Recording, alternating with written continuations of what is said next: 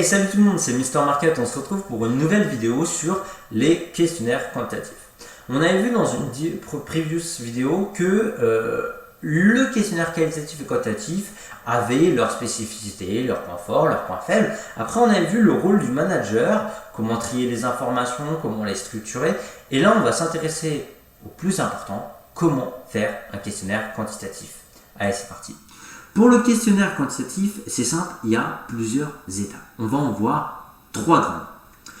Pour le questionnaire quantitatif, la première étape, c'est construire le cahier des charges. Mais normalement, vous allez avoir l'habitude, parce que je vous ai montré dans les FAP, et là je vous renvoie à la fin de la vidéo pour mes différentes vidéos sur les FAP, qu'à chaque fois qu'on fait une fiche d'activité professionnelle, on y fait un cahier des charges. Et que ces éléments sont obligatoires dans un cahier des charges, et c'est la même chose dans un questionnaire, vous allez voir. Dans un premier temps, on va faire les contraintes financières. Combien j'ai à disposition pour faire mon questionnaire? Et souvenez-vous que si vous aviez 0, c'est faux, parce qu'il y a cette histoire de manque à gagner qu'on avait vu dans la vidéo précédente. Deuxième, les contraintes temporelles. Combien de temps va durer votre étude? Ça, c'est souvent en général par rapport à l'urgence de la problématique. Il y a des problématiques qui sont très graves et il y a une grosse perte de chiffre d'affaires et vous mettez la clé sous la porte si demain ou après-demain vous n'avez pas résolu le problème. Donc, quand je dis demain et après-demain, c'est vraiment, ça prend avec des pincettes, c'est une image. Mais vous devez mettre combien de temps ça va vous prendre. Ensuite, la méthodologie. Combien vous allez interviewer de personnes, avec quel matériel, quand et comment.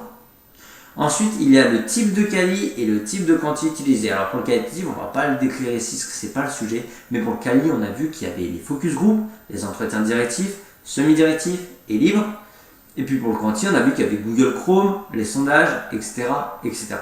Ensuite, vous devez détailler votre entreprise. Quelle est l'entreprise? Qu'est-ce qu'elle fait? Comment elle se positionne sur ce marché? Comment va ce marché? Comment va ce marché? Et notamment dans ces divers indicateurs, la part de marché, le nombre de ventes, etc. pour savoir un peu où on en est sur ce secteur. Et le dernier, ce sont les objectifs. 2 types d'objectifs. Les objectifs qualitatifs, qui sont des données qui tiennent aspect à la qualité. Par exemple, ça peut être le taux de satisfaction, le retour client, tout ce qui est KPI Internet, le nombre de cartes de fidélité. Ouais, ce n'est pas des données chiffrées, ce sont des indicateurs comme les indicateurs d'objectifs quantitatifs qui sont des données chiffrées exploitables, type le panier moyen, le chiffre d'affaires par secteur, le nombre de ventes en valeur, en volume, etc., etc. Une fois qu'on a fait toute cette première étape, donc le cahier des charges, une fois qu'on a transmis notre cahier des charges à l'entreprise, que l'entreprise elle a validé parce qu'elle a la possibilité de te dire non, votre cahier des charges je ne valide pas, je vais changer quelques éléments, vous n'allez pas avoir autant de temps, vous allez avoir tant de temps, vous n'allez pas avoir autant de budget, vous allez avoir ce budget là, vous n'avez pas ces objectifs là, vous avez cela. Une fois que ça c'est validé, on va passer à la deuxième étape. Pour la deuxième étape, c'est simple, c'est le choix d'administration de votre questionnaire. Il y a 3 méthodes de questionnaire quantitatif qui ont chacun leur avantage et chacun leur point faible. Le premier, c'est celle qu'on appelle le questionnaire postal, auto-administré. En fait, son nom, il parle de lui-même. Vous envoyez le questionnaire par la poste, les répondez reçoivent le questionnaire, le remplissent et le renvoient. C'est la méthode la plus économique parce qu'entre guillemets, vous allez voir que les coûts des autres sont finalement assez élevés, mais elle possède 2 gros désavantages. Un, c'est la méthode qui a le taux de réponse le plus faible. Bah oui, vous, imaginez-vous, on vous envoie un questionnaire de satisfaction à la maison. Est-ce que vous allez déjà, 1, prendre le temps pour le répondre, 2, acheter un timbre, 3, le poster? Aujourd'hui, avec le développement des nouvelles technologies de l'information et des communications, ça n'a aucun sens. Et pourtant, quand vous êtes sur une cible très particulière, je sais pas, je vais prendre par exemple les seniors, qui ne sont pas sur Google Forms, qui ne sont pas sur Facebook, il faut bien trouver un moyen de les contacter. Et ce moyen-là, ça va être soit le questionnaire postal, soit le face-à-face. En fait, cette méthode d'administration, elle va aussi dépendre de l'appétence de votre cible sur la méthode choisie. Et dernier point faible, les questions simples sans explication. Oui, parce que vous n'êtes pas à côté de la personne pour l'expliquer. Si elle ne comprend pas une question, souvent elle va abandonner le questionnaire. Et du coup, ce n'est pas rentable pour vous parce que vous allez perdre du temps et perdre de l'argent. Deuxième questionnaire, le plus en vogue en ce moment, et honnêtement, celui que vous allez choisir dans 99,99999% des cas, le e-questionnaire. En gros, c'est que vous allez utiliser les nouvelles technologies de l'information et de la communication, comme Google Forms, pour faire des questionnaires digitaux avec des retranscriptions de réponses très rapides. Le point faible, c'est qu'il y a besoin d'un équipement. Alors oui, aujourd'hui, c'est très responsive, ça fonctionne sur tablette, sur portable et sur PC, mais il y a des cibles comme les seniors, je les caricature évidemment volontairement, certains seniors sont bien plus calés que moi, même sur certaines nouvelles technologies, mais il y a des cibles qui ne possèdent pas les équipements adéquats pour pouvoir répondre aux questionnaires. Et parfois, vous allez faire plusieurs types de méthodes d'administration en même temps pour toucher une cible plus vaste. Parce que si votre cible, c'est monsieur tout le monde, et que vous faites que des e-questionnaires, vous allez passer à côté d'une certaine cible, c'est obligatoire. Donc, varier les méthodes d'administration. Dernière étape, les questionnaires en face à face. Alors ça, c'est la méthode la plus coûteuse parce que ça va vraiment vous demander beaucoup de temps et beaucoup d'argent parce que vous allez être à côté de la personne, à l'accompagner en train de faire chacun des questionnaires. Imaginez ça pour même 100 questionnaires, c'est de la folie. Mais c'est le truc le plus sûr parce que vous pouvez expliquer chacune des questions, vous pouvez guider la personne, vous pouvez l'accompagner, mais le problème c'est que vous avez besoin d'être formé, vous ne pouvez pas confier ça aux nouveaux stagiaires de 3e, tiens voilà mon questionnaire, on va faire ça en bout d'une caisse et débrouille-toi, c'est pas possible, c'est vous qui devez avoir cette mission parce que c'est vous qui possédez la compétence pour le faire. Troisième étape, la création des questions. Il faut savoir qu'il y a plusieurs questions, je vous conseille de faire ça sous forme de thème. Thème en mode entonnoir, thème le plus général jusqu'au plus précis. Faites des thèmes larges pour commencer, avec des questions de mise en route, des questions faciles, la connaissance sur la marque, la connaissance sur l'entreprise, est-ce qu'ils aiment l'entreprise. Ensuite, vous allez aller dans le plus concret et dans le cœur du sujet, mais ça sera le thème de notre questionnaire. Mais il faut savoir que grosso modo, dans les questionnaires, il y a 3 types de questions. Les questions ouvertes, les questions fermées et les questions avec échelle. Et vous allez utiliser obligatoirement les 3 dans votre étude. Alors, pour les questions ouvertes, vous avez des questions ouvertes type que pensez-vous de la qualité de service à Leroy Merlin?